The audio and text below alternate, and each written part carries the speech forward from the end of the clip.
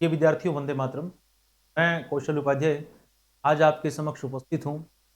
ईओआरओ जो परीक्षा है, परीक्षा का जो पाठ्यक्रम है, पाठ्यक्रम का पार्ट जो बी है उस रणनीतिक रूपरेखा को लेकर। तो चलिए शुरू करते हैं। वह रूपरेखा कैसी होगी, आज इस संदर्भ में मैं आपसे चर्चा करने वाला।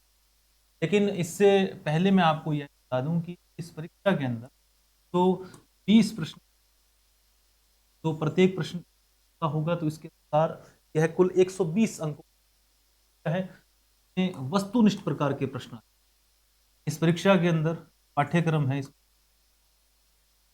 दो हिस्से हैं, जिसमें पहला हिस्सा है पार्ट ए 80 अंकों का होगा, जिसमें सामान्य ज्ञान, भारतीय संविधान एवं राजनीतिक व्यवस्था एवं शासन प्रणाली, इसके साथ में राजस्थान की राजनीतिक व्यवस्था एवं प्रशासनिक व्यवस्था भी होगी, और राजस्थान का इतिहास, कला एवं संस्कृति, परंपराएं, विरासत एवं राजस्थान का भूगोल के साथ में समसामयिकी, करंट अफेयर्स भी 80 अंकों के अंदर समाहित हों। और उसके बाद जो दूसरा हमारा महत्वपूर्ण पार्ट आता है, जिसके संदर्भ में ही हमें आज बात करनी है, वह है भाग ब पार्ट बी, जिसमें 80 अंकों का पार्ट ए होगा। ये जो पार्ट बी है ये 40 अंकों का होगा। राजस्थान नगर पालिका अधिनियम 2009 और इसके साथ में नगरीय निकायों से संबंधित कुछ विविध नियम होंगे और कुछ योजनाएं होंगी। तो विद्यार्थियों ये तीन जो और यहां पर जैसा कि आप देख पा रहे हैं कि जो पार्ट बी के हमारे 40 अंक, उसको यहां पर एक गोल्डन अक्षर के रूप में मैंने ऊपर लिखा है। इसका मतलब कि पार्ट बी इस परीक्षा के अंदर एक गेम चेंजर का रोल प्ले करते हैं और हमें इसे मजबूत करना चाहिए, जिससे हमारा सिलेक्शन जो है, हमारा चयन इस वैकेंसी में सुनिश्चित हो। तो यहाँ पर जो हमारे 40 अंक पार्ट बी की हम बात कर रहे हैं, उनको मैं यहाँ 3 पिलर आधार में दिए। वो 3 पिलर कौन से होंगे, उसमें जो पहला पिलर है, जो हमारा पहला स्तंभ है, में राजस्थान नगर पालिका अधिनियम 2009 मूल कानूनी। विद्यार्थियों, जो राजस्थान नगर पालिका कानून है, तो अधिनियम 2009 में कुल 17 अध्याय हैं। 17 अध्याय में से हमारी जो परीक्षा है उसमें परीक्षा के जो पाठ्यक्रम है, जो उसमें केवल 9 ही अध्याय हैं। इससे पूर्व जो परीक्षा संपन्न हुई है आरपीएससी के द्वारा जो संपन्न गई थी, उस पाठ्यक्रम को यदि हम आधार माने, केवल 9 ही जो अध्याय है वह हमारे पाठ्यक्रम में थे। 17 अध्याय कुल नगर पालिका अधिनियम में, केवल 9 अध्याय। और यदि पूर्व की जो परीक्षाएं आयोजित आरपीएससी के द्वारा हुई है, उनका अनुभव यदि यहाँ पर मैं मेरा बताऊं, तो मुझे ऐसे लगता है कि इस 9 अध्यायों में से लगभग 23 से 24 या बहुत ज्यादा 25 प्रश्न जो है इन 9 अध्यायों में से आने की संभावना है। उसके बाद हमारा जो दूसरा पिलर है, जिसे हमें बहुत अच्छे से मजबूत करना है, वह है स्तंभ 2। हमारा दूसरा पिलर नगरीय निकायों के जो कुछ विविध नियम हैं, प्रशासनिक संचालन और प्रक्रियाएं। विद्यार्थियों, 3 नियम हैं हमारी नगर पालिका को रन करने के लिए। 3 नियम साथ में जो हमारे पाठ्यक्रम में पढ़ने हैं, उन 3 नियमों में से मैं मान के चलता हूं 6 से 7 प्रश्न आने की संभावना है। 3 ही नियम है और 3, केवल 6 और 7 क्वेश्चन तो 3 नियमों में से ही आएंगे। और उसके बाद हमारा जो तीसरा पिलर जिसे हमें मजबूत करना है, वह है महत्वपूर्ण सरकारी योजना।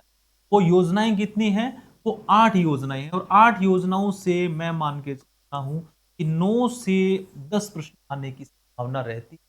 एक दो ऊपर नीचे हो सकता है, लेकिन कुल जो है वो 40 प्रश्न ही आने हैं हमारे पार्ट बी से, जो 40 अंकों के होंगे। तो जाहिर सी बात है, इस चित्र में भी यही दिख रहा है, ग्राफिक्स में यही यहाँ पर नजर आ रहा है कि जो पार्ट बी है 40 अंकों का, उन्हें यदि हमें मजबूती से लेना है, हमें हमारा चयन सुनिश्चित करना है इस परीक्षा के अंदर, तो ये 3 पिलर जो मैं यहाँ पर बता रहा हूं, आपको ये मजबूत करने होंगे। यदि इसमें से एक पिलर भी कमजोर रहता है, तो हमारे ये 40 अंक भी जो है हमको पूरे नहीं मिल पाएंगे। विद्यार्थियों, तो अब पहला पिलर जो हमारा राजस्थान नगर पालिका अधिनियम 2009 से संबंधित, उसको जो मैं मानता हूं कि हम 3 चरणों में बांटते हैं, क्योंकि जाहिर सी बात है कि हमें हर एक के काम को बहुत ही बारीकी से करना होगा, ताकि हमारे 40 अंक जो हैं वो बहुत अच्छे से सुनिश्चित हो सकें। तो पहला चरण जो है, हमारे 3 अध्याय मैंने आपको बताए, 3 चरण, उसमें से दूसरा चरण जो है वो यह है, और अंतिम चरण है हमारा तीसरा। ये सभी 3 चरण जो है हमारा जो पहला पिलर है उसको मजबूत करेंगे, और इस 3 चरणों के अंदर हम ये 9 अध्याय करेंगे जो राजस्थान नगर पालिका अधिनियम 2009 से संबंधित है। हालांकि मैं आपको बता रहा हूं कि 17 अध्याय राजस्थान नगर पालिका अधिनियम 2009 में है, लेकिन हमारे पाठ्यक्रम में केवल 9 अध्याय ही हैं तो हमें करना। तो ये 9 अध्याय हम कैसे करेंगे, ये चरण मैं यहां पर आपको बता रहा हूं कि पहला चरण है प्रशासन एवं संचालन से संबंधित, जिसमें शासन की नींव होगी। दूसरा चरण है वित्त, संपत्ति और विकास, ये शासन प्रबंधन से संबंधित होगी। और तीसरा चरण होगा शक्तियां, विधि और नियंत्रण, ये कानूनी अधिकार एवं प्रेक्षण से संबंधित होगा। तो अब इसमें कौन कौन से अध्याय शामिल होते हैं, मैं थोड़ा सा आपको इसमें और विस्तार से बताता हूं विद्यार्थियों, कि जो पहला चरण है हमारे पहले पिलर को मजबूत करने का, तो मैंने 3 चरण बताए, उसमें पहला चरण है हमारा ये, उसमें 2 अध्याय हम शामिल करते हैं, तो है अध्याय 2। जाहिर सी बात है आपको ये बात पता होगी कि हमारे पाठ्यक्रम के अंदर अध्याय 1 शामिल नहीं होते हैं, लेकिन फिर भी हम उसको पढ़ेंगे क्योंकि वो प्रारंभिक है। इस अध्याय, इस कानून को समझने के लिए वो हम आगे की कक्षा के अंदर पढ़ेंगे। यहां पर मैं केवल आपको हमारे पाठ्यक्रम से संबंधित कुछ चीजें बता रहा हूं, परीक्षा से संबंधित कुछ महत्वपूर्ण तथ्य बता रहा हूं। तो हमारा जो पहला चरण है उसमें अध्याय 2 है नगर पालिका का गठन और शासन, नगर पालिका की आधारशिला एवं संरचना। और उसके बाद पहले चरण के अंदर मैंने 2 अध्याय शामिल किए हैं। इन 2 अध्यायों में से पहला, दूसरा अध्याय और तीसरा हमारा जो लेसन है वह है कार्य संचालन और वार्ड समिति, दैनिक प्रशासनिक कार्य एवं का संचालन। यह पहला चरण हमारा यहाँ पर कंप्लीट होगा विद्यार्थियों। के बाद हमारा ये दूसरा चरण प्रारंभ होता है। इसके अंदर मैंने कुल 4 जो अध्याय हैं हमारे पाठ्यक्रम में से वो शामिल किए हैं। वो कौन सा है? सबसे पहले हमारा जो अध्याय आता है कौन सा आता है? नगर पालिका संपत्ति। तो नगर पालिका संपत्ति जो है ये है अध्याय 4, सार्वजनिक संपत्तियों का रख रखाव, ये इसमें शामिल होंगे। और उसके बाद जो है अध्याय 5 जो है नगर पालिका वित्त और नगर पालिका निधि से संबंधित है, ये अध्याय हम करेंगे। और उसके बाद सीधा हम डायरेक्ट जाते हैं अध्याय 7 के ऊपर। तो अध्याय 7 है नगर पालिका राजस्व से, बेहद ही महत्वपूर्ण लेसन है ये। छठा अध्याय मैंने आपको नहीं बताया क्योंकि यह विद्यार्थियों हमारे पाठ्यक्रम में नहीं है। और उसके बाद अध्याय नंबर 7 से सीधा हम आते हैं अध्याय नंबर 11। अध्याय नंबर 11 जो है वो नगर पालिका विकास और नगर योजना से संबंधित है। शहरी विकास का जो खाका है वह कैसे होगा, उसकी क्या प्रक्रिया होगी, ये सभी चीजें बताई गई है। और इस बीच में अध्याय 8, 9 और 10 ये हमारे पाठ्यक्रम शामिल नहीं। यह हुआ हमारा दूसरा चरण कंप्लीट, राजस्थान नगर पालिका अधिनियम 2009 को, जिसको मैंने 3 चरणों में बांटा। पहले चरण में हमने 2 अध्याय लिए और दूसरे अध्याय में हमने 4 अध्याय लिए जो मैंने आपको बताए। और हमारा अधिनियम को करने का जो अंतिम चरण होगा उसमें मैंने जो अध्याय बांटे हैं वो 3 अध्याय हैं। वो 3 अध्याय कौन कौन से हैं? उसमें सबसे पहले अध्याय नंबर 12 नगर पालिका शक्तियां और अपराध, कानून लागू करना और दंड का प्रावधान। जाहिर सी बात है नगर पालिका यदि स्थापित हुई है तो उसे शक्तियां भी प्रदान करनी पड़ेगी जिससे वह कार्य कर सकें अधिनियम को ढंग से। उसके बाद अध्याय नंबर 13 अभियोजन, वाद आदि कानूनी प्रक्रियाएं और न्यायालय मामले। और अध्याय 14 अंतिम अध्याय है हमारा पाठ्यक्रम का, नियंत्रण राज्य सरकार द्वारा नगरीय निकायों पर्यवेक्षण। ये सभी 9 अध्याय हैं विद्यार्थियों, नाम मैंने यहाँ पर बताया। ये सभी हमें हमारा जो पहला पिलर है उसको मजबूत करने के लिए कर। दूसरा पिलर जो हमें हमारे 40 अंक मजबूत करने के, तो हमारा दूसरा पिलर था। दूसरे पिलर के अंदर मैंने आपको बताया कि ये 3 नियम शामिल किए जाते हैं। इन 3 नियमों से विद्यार्थियों लगभग 6 से 7 प्रश्न संभावना है। ये कौन से है? पहला नियम है राजस्थान नगरपालिका समान क्रय एवं अनुबंध नियम 73। उसके बाद है राजस्थान नगरपालिका कार्य संचालन नियम 2009। हालांकि इनकी विशेष चर्चा हम इनकी कक्षा में ही करेंगे, लेकिन एक बार मैं केवल आपको बता रहा हूं ये कौन कौन और हमारे पाठ्यक्रम में क्या क्या शामिल रहेगा। पार्ट बी में राजस्थान नगरपालिका समितियों की शक्तियां, कर्तव्य और कृत्य नियम 2009। ये 3 नियम है जिनमें से 6 से 7 प्रश्न भावना है, और ये भी हम इसको विस्तृत रूप से करेंगे। और बाद में जो हमारा लक्ष्य है पार्ट बी को मजबूत करना, 40 अंक जो है उसमें से प्राप्त करना, 40 में से 40, उसका अंतिम और महत्वपूर्ण पिलर आता है। उसमें 8 योजनाएं शामिल की जाती हैं। वो 8 योजनाएं कौन सी है उनको मैं 2 हिस्सों में बांटता हूं। पहली है शहरी अवसंरचना, आवास एवं स्वच्छता से संबंधित 4 योजनाएं हैं, और नागरिक आजीविका, रोजगार एवं आर्थिक कल्याण, इससे संबंधित योजनाएं। वो कौन कौन सी योजनाएं हैं मैं यहां पर आपको बताना चाहूंगा। तो पहला है स्वच्छ भारत मिशन शहरी, शहरी स्वच्छता और ठोस कचरा प्रबंधन, ये पहली योजना। दूसरी योजना कौन सी विद्यार्थियों?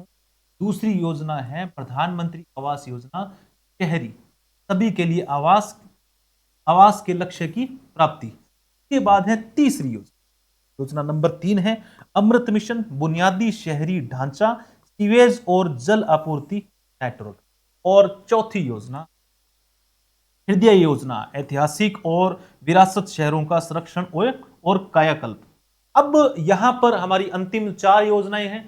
तो 5 नंबर जो योजना है बहुत ही जरूरी है, इंदिरा रसोई योजना, शहरी क्षेत्रों में जरूरतमंदों को रियायती और पौष्टिक भोजन की उपलब्धता सुनिश्चित करना इसका मुख्य ध्येय है। और उसके बाद है जो 6 नंबर योजना हमारे पाठ्यक्रम में इंदिरा गांधी शहरी रोजगार गारंटी योजना, शहरी बेरोजगारों को सुनिश्चित रोजगार प्रदान करना इसका मुख्य लक्ष्य है। और उसके बाद 7 नंबर जो योजना है राष्ट्रीय शहरी आजीविका मिशन, NULM, शहरी गरीबों के लिए कौशल विकास एवं स्वरोजगार।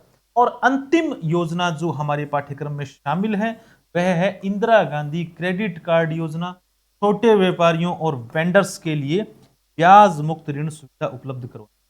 तो विद्यार्थियों ये मैंने आपको बताया कि हमारा जो EORO परीक्षा है हमारी, जिसका नोटिफिकेशन अभी जल्दी RPSC के द्वारा जारी किया जाएगा, जल्दी संभावना है कि जारी करें। उसमें जो पार्ट बी है, पार्ट बी के 40 अंकों को हमें कैसे मजबूत बनाना है, उसमें मैंने आपको ये बताया कि जो राजस्थान नगरपालिका अधिनियम है उसको हम ऐसे 3 चरणों में पूरा करेंगे। उसके बाद मैंने आपको यह बताया कि हमारे जो 3 नियम हैं वह भी हम करेंगे, और उसके बाद हमारी कुछ 8 योजनाएं हैं जिनके नाम मैंने आपको बताए। कक्षा में इनके ऊपर हम विशेष चर्चा करेंगे। और यहाँ एक ग्राफिक्स है जो मैंने आपको यहाँ पर बताया है, इस ग्राफिक्स के माध्यम से कि नगर पालिकाओं को क्या करने का अधिकार है, अधिकार और उनकी शक्तियां। यहाँ पर नगर पालिका अधिनियम है 2009 वाले की हम बात कर रहे हैं, 2009 का ही है अधिनियम। और उसके बाद हमारी कुछ प्रशासनिक प्रक्रियाएं हैं, अधिकारों का उपयोग कैसे किया जाना है, ये कुछ वो नियम है जिनकी मैं भी बात कर रहा था। और योजनाएं, योजनाएं क्या है कि जो अंतिम परिणाम, तो जनता को क्या लाभ मिलेगा, ये सभी चीजों को हमें व्यवस्थित रूप से साथ में चलाना है। और 40 अंक जो है करने हैं। और इस बैच से संबंधित, जैसे मैं आपको एक बैच के बारे में भी जानकारी देना चाहूंगा, आश्रम के द्वारा इससे पूर्व टेस्ट सीरीज के माध्यम से एक बैच को संपन्न किया गया है। और अभी हाल ही के अंदर 9 जुलाई को तो है इस वैकेंसी के लिए बैच प्रारंभ किया गया है, जो केवल टेस्ट सीरीज माध्यम में है। और उसका 19 जुलाई को एक बड़ा पेपर भी हो चुका है। 19 जुलाई को उस बैच का पहला बड़ा पेपर भी हो चुका है। और आप इस बैच से जुड़ें और जल्दी आपको इस अधिनियम की क्लासेस भी उस बैच के अंदर उपलब्ध होगी। तब तक के लिए आपको बहुत-बहुत धन्यवाद। जय भारत, जय राजस्थान।